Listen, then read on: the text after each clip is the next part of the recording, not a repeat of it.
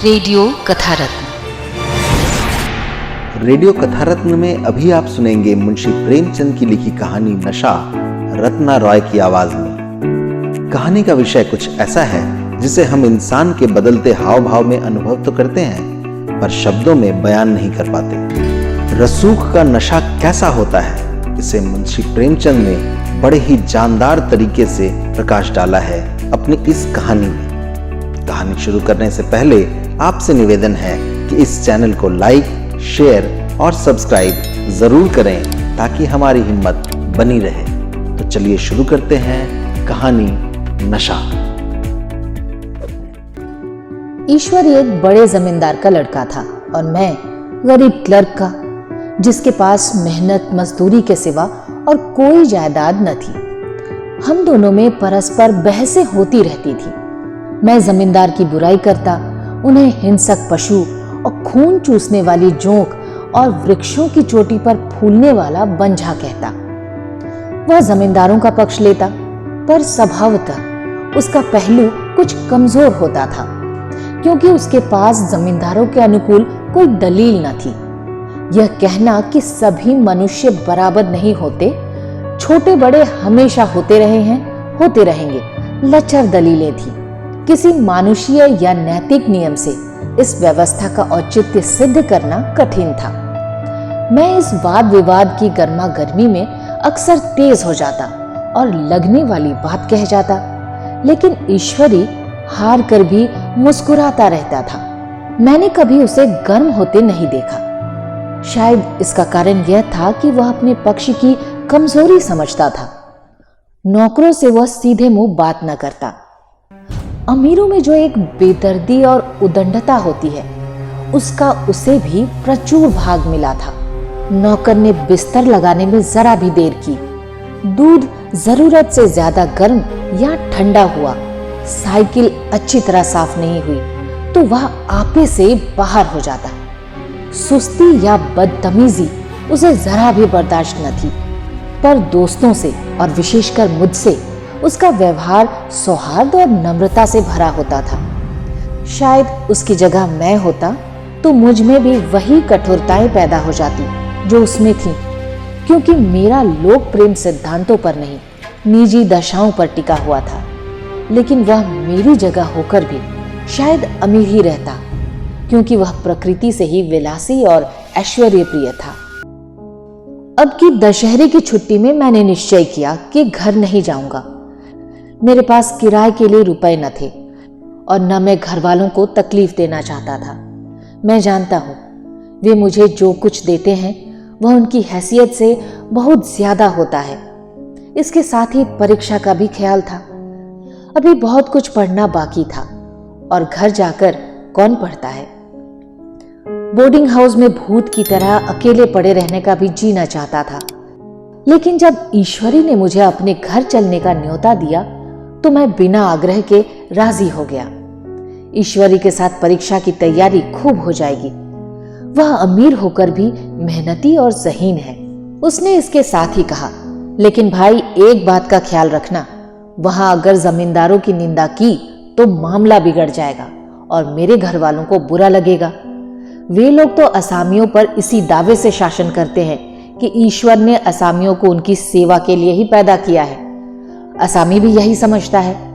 अगर उसे सुझा दिया जाए कि जमींदारों और असामी में कोई मौलिक भेद नहीं है तो जमींदार का कहीं पता ही न लगे। मैंने कहा, तो तुम समझते हो मैं वहां जाकर कुछ और हो जाऊंगा? हाँ, मैं तो यही समझता हूं। तो तुम गलत समझते हो। ईश्वरी ने इसका जवाब न दिया। कदाचित उसने इस मामले को मेरे विवेक पर छोड़ दिया और बहुत अच्छा किया। अगर वह अपनी बात पर अड़ता तो मैं भी जिद पकड़ लेता। सेकंड क्लास तो क्या, मैंने कभी इंटर क्लास में भी सफर न किया था। अब की सेकंड क्लास में सफर करने का सौभाग्य प्राप्त हुआ। गाड़ी तो 9 बजे रात को आती थी, पर यात्रा के हर्ष में हम शाम को ही स्टेशन जा पहुंचे। कुछ देर इधर उधर सैर करने के बाद रिफ्रेशमेंट रूम में जाकर हम लोगों ने भोजन किया। मेरी वेशभूषा और रंग ढंग से पारखी खानसामों को यह पहचानने में देर न लगी कि कौन मालिक है पिछलग्गू कौन। लेकिन न जाने क्यों मुझे उनकी गुस्ताखी बुरी लग रही थी। पैसे ईश्वरी के जेब से गए। शायद मेरे पिता को जो वेतन मिलता है उससे ज्यादा इन खानसामों को इनाम इकराम में मिल जाता हो।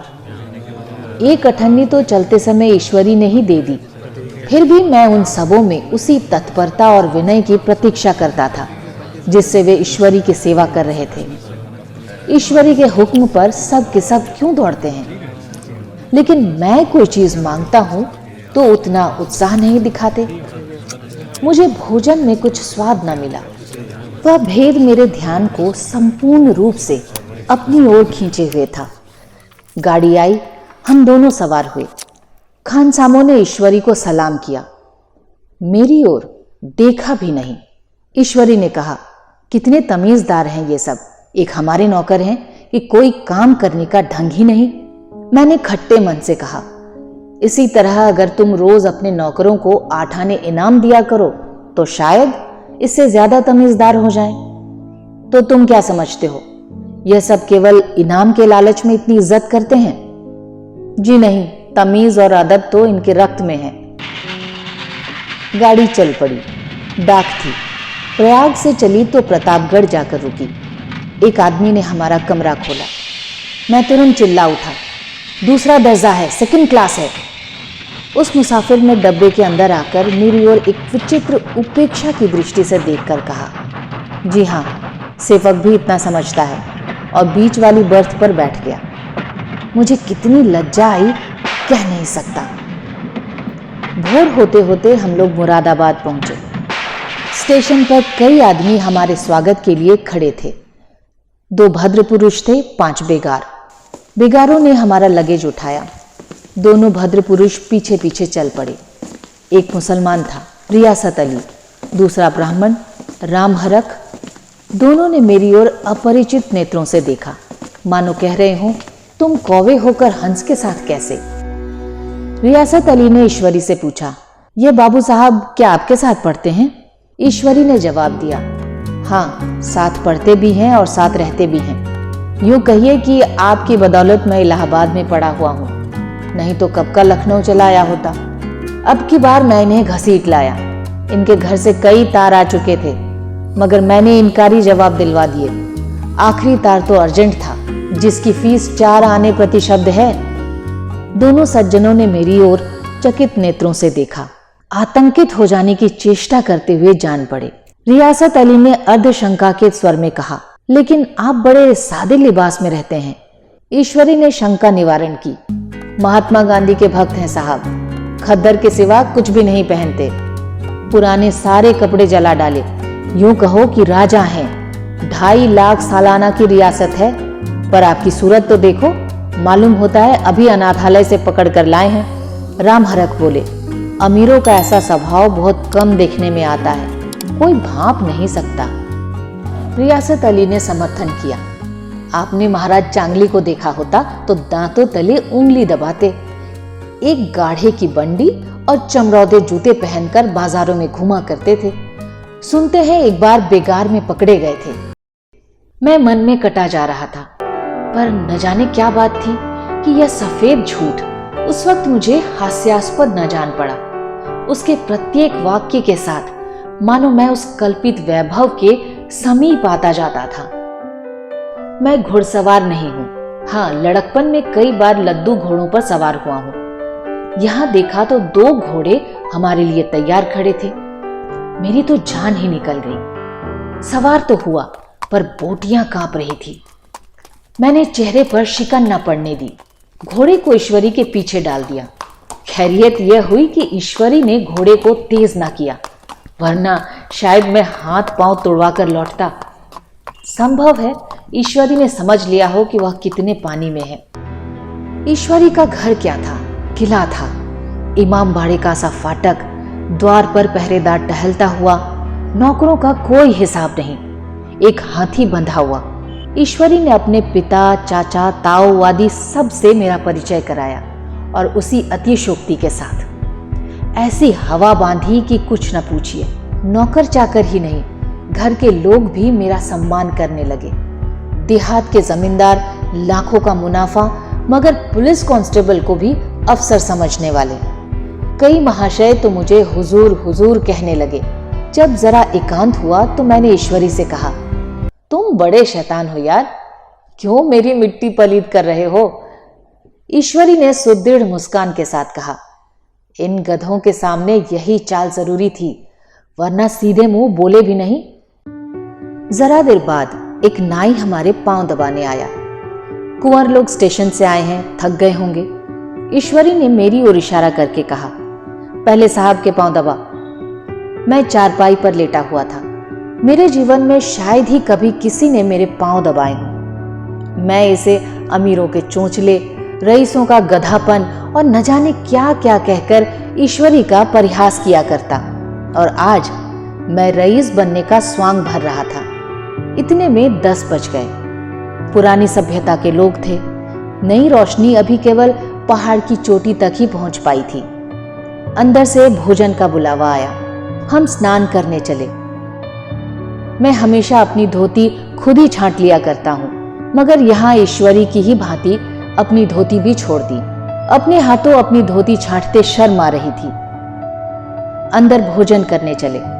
होटल में जूते पहने मेज पर डटते थे। यहां पांव धोना आवश्यक था।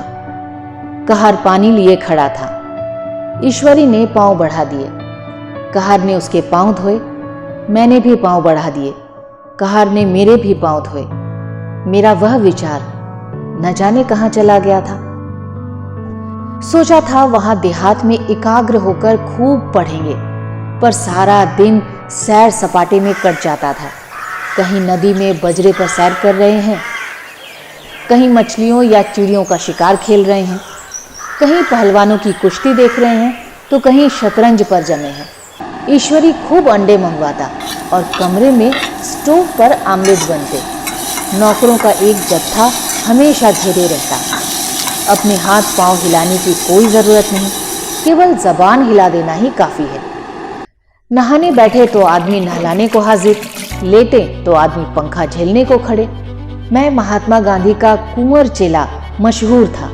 भीतर से बाहर तक मेरी धाक थी।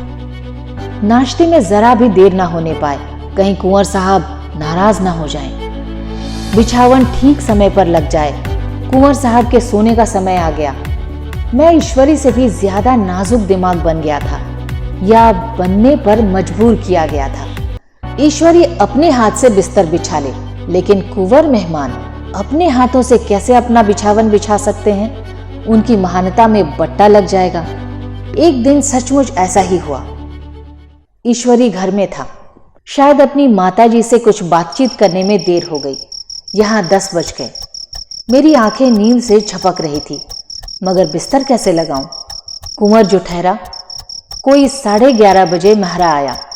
बड़ा मुंह लगा नौकर था। घर के धंधों में बिस्तर लगाने की उसे सुध ही ना रही। जब याद आई तो भागा हुआ आया। मैंने ऐसी डांट बताई कि उसने भी याद किया होगा। ईश्वरी मेरी डांट सुनकर बाहर निकल आया और बोला, तुमने बहुत अच्छा किया, यह सब हरामखोर इसी योग्य हैं। इसी तरह ईश्वरी एक दिन एक दावत में गया हुआ था। शाम हो गई पर लैंप न जला। लैंप मेज पर ही रखा हुआ था। दियासलाई भी वहीं थी, लेकिन ईश्वरी खुद कभी लैंप नहीं जलाता था। फिर कुंवर साहब कैसे जलाएं? मैं झुंझला रहा था। समाचार पत्र आया रखा हुआ था। जी उधर ही लगा हुआ था, पर लैंप नदारद। दैवयोग से उसी वक्त मुंशी रियासत अली आ निकले। मैं उन्हीं पर उबल पड़ा। ऐसी फटकार बताई कि बेचारा उल्लू हो गया। तुम लोगों को इतनी फिक्र भी नहीं कि लैंप जलवा दो? मालूम नहीं ऐसे कामचोर आदमियों को यहां कैसे गुजर होती है। मेरे यहां घंटे भर निर्वाह ना हो। रियासत अली ने कांपते हुए हाथों से लैंप जला दिया। यहां एक ठाकुर अक्सर आया करता था। कुछ मनचला आदमी था। महात्मा गांधी का परम भक्त। मुझे महात्मा गांधी का चेला समझकर मेरा बड़ा लिहाज करता था, पर मुझसे कुछ पूछते हुए संकोच करता था। एक दिन मुझे अकेला देखकर आया और हाथ बांधकर खड़ा हो गया। बोला, सरकार तो गांधी बाबा के चेले हैं ना? लोग कहते हैं कि यहां सुराज हो जाएगा तो जमींदार न रहेंगे। मैंने शान जमाई। जमींदारी के रहने की जरूरत ही क्या है? ये लोग गरीबों का खून चूसने के सिवा और करते क्या हैं? ठाकुर ने फिर कहा, तो क्या सरकार सब जमींदारों की जमीन छीन ली जाएगी? मैंने कहा, बहुत से लोग खुशी से दे देंगे, जो लोग खुशी से न देंगे उनकी जमीन छीननी ही पड़ेगी। हम लोग तो तैयार बैठे हुए हैं, ज्यों ही स्वराज हुआ अपने सारे इलाके असामियों के नाम कर देंगे। मैं कुर्सी पर पांव लटकाए हुए बैठा था। ठाकुर मेरे पांव दबाने लगा, फिर बोला, आजकल जमींदार लोग बड़ा जुल्म करते हैं सरकार। हमें भी हुजूर के इलाके में थोड़ी सी जमीन दे दें तो चलकर वहीं आपकी सेवा में रहें। मैंने कहा, अभी तो मेरा कोई इख्तियार नहीं है भाई, पर ज्यों ही इख्तियार मिला मैं सबसे पहले तुम्हें ही बुलाऊंगा। तुम्हें मोटर ड्राइवरी सिखाकर अपना ड्राइवर बना लूंगा। सुना? उस दिन ठाकुर ने खूब भंग पी और अपनी स्त्री को खूब पीटा और गांव के महाजन से लड़ने को तैयार हो गया। छुट्टी इस तरह समाप्त हुई और हम फिर प्रयाग चले आए। गांव के बहुत से लोग हम लोगों को पहुंचाने आए। ठाकुर तो हमारे स्टेशन तक आया। मैं भी अपना पार्ट खूब सफाई से खेला और अपनी विनय और देवत्व की मुहर हरेक के हृदय पर लगा दी। जी तो चाहता था हरेक को अच्छा इनाम दूं, लेकिन ऐसी सामर्थ्य कहाँ थी। वापसी का टिकट था ही, केवल गाड़ी में बैठना था, पर गाड़ी आई तो ठसाठस भरी हुई। दुर्गा पूजा की छुट्टियां बिताकर सभी लोग लौट रहे थे। सेकंड क्लास में तिल रखने की भी जगह नहीं, इंटर क्लास की तो उससे भी बदतर। यह आखिरी गाड़ी थी, किसी तरह रुक न सकते थे। बड़ी मुश्किल से तीसरे दर्जे में जगह मिली। हमारे ऐश्वर्य ने वहां अपना रंग जमा लिया, मगर मुझे उसमें बैठना बुरा लग रहा था। आए थे आराम से लेटे लेटे, जा रहे थे सिकुड़े हुए। पहलू बदलने की भी जगह न थी। कई आदमी पढ़े लिखे भी थे, आपस में अंग्रेजी राज्य की तारीफ करते जा रहे थे। एक महाशय बोले, ऐसा न्याय तो किसी राज्य में नहीं देखा, छोटे बड़े सब बराबर। राजा भी किसी पर अन्याय करे तो अदालत उसकी भी गर्दन दबा देती है। दूसरे सज्जन ने समर्थन किया, अरे साहब, आप बादशाह पर दावा कर सकते हैं। एक आदमी जिसकी पीठ पर बड़ा सा गट्ठर बंधा था, कलकत्ते जा रहा था। कहीं गठरी रखने की जगह न मिली थी, पीठ पर ही बांधे हुए था। इससे बेचैन होकर बार बार द्वार पर खड़ा हो जाता। मैं द्वार के पास ही बैठा हुआ था। उसका बार बार आकर मेरे मुंह को अपनी गठरी से रगड़ना मुझे बहुत बुरा लग रहा था। एक तो हवा यूं ही कम थी, दूसरे उस गंवार का आकर मेरे मुंह के सामने खड़े हो जाना, मानो मेरा गला दबाना था। मैं कुछ देर के लिए जब्त किए बैठा रहा। एकाएक मुझे क्रोध आ गया। मैंने उसे पकड़कर धकेल दिया और 2-4 जोर जोर के तमाचे लगाए।